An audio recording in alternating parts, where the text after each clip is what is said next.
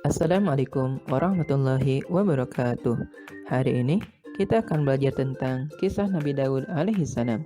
Sebelum kita mulai, mari kita membaca doa terlebih dahulu. A'udzubillahi minasyaitonirrajim. Bismillahirrahmanirrahim.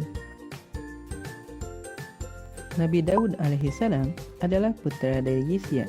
Nabi Daud alaihi salam adalah keturunan ke-13 dari Nabi Ibrahim alaihi salam dari jalur Nabi Ishak alaihi salam.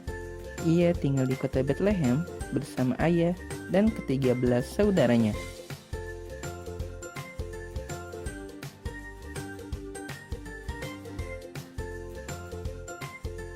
Pada waktu itu, Bani Israel dipimpin oleh seorang raja yang zalim bernama Jalut. Maka Allah mengutus Talut untuk memerangi Jalut. Berangkatlah pasukan Raja Talut untuk memerangi Raja Jalut di Palestina. Pada waktu itu, Nabi Daud alaihissalam masih kecil. Namun karena keberaniannya, Nabi Daud alaihissalam ikut berperang melawan Raja Jalut. Berangkatlah Nabi Daud alaihissalam bersama Raja Talut dan pasukannya ke Palestina. Namun, Nabi Daud alaihissalam ikut dalam pasukan bukan untuk berada di garis depan. Ia ditugaskan untuk melayani pasukan Raja Talut, untuk membawakan makanan dan minuman serta keperluan lainnya. Ketika peperangan terjadi, pasukan Raja Talut banyak yang kalah dan tidak ada satupun yang sanggup melawan Raja Jalut yang badannya besar seperti raksasa. Ia pun sombong karena merasa tidak akan ada yang sanggup mengalahkannya. Pasukan Raja Talut pun tidak ada yang berani melawan Raja Jalut. Nabi Daud alaihissalam pun melawan Raja Jalut seorang diri.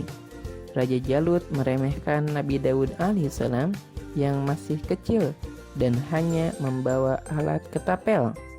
Namun dengan izin Allah, Raja Jalut pun akhirnya kalah oleh Nabi Daud alaihissalam dengan memakai ketapel yang mengenai kepalanya Raja Jalut. Karena keberhasilan Nabi Daud alaihissalam mengalahkan Raja Jalut, akhirnya Raja Talut dan rakyatnya percaya kepada Nabi Daud alaihissalam yang kemudian diangkat menjadi orang kepercayaan Raja Talut dan dinikahkan dengan putrinya. Setiap kali perang, Nabi Daud alaihissalam selalu mengalami kemenangan, hingga akhirnya orang-orang pun selalu menyanjung Nabi Daud alaihissalam.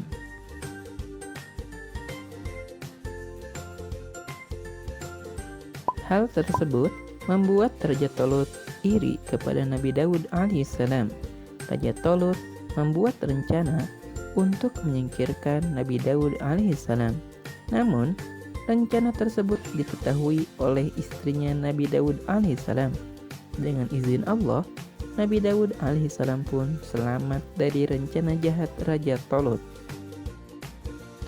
Setelah Raja Talut wafat, Nabi Daud alaihissalam akhirnya diangkat menjadi raja. Nabi Daud alaihissalam memimpin rakyatnya dengan bijaksana dan penuh dengan keadilan. Nabi Daud alaihissalam diberikan kitab Zabur oleh Allah serta mempunyai beberapa mukjizat. Di antaranya dapat melunakkan besi dengan tangannya dan mempunyai suara yang merdu. Itulah kisah singkat dari Nabi Daud alaihissalam. Semoga dapat menjadi hikmah untuk kita semua dan kita dijadikan oleh Allah menjadi orang yang soleh.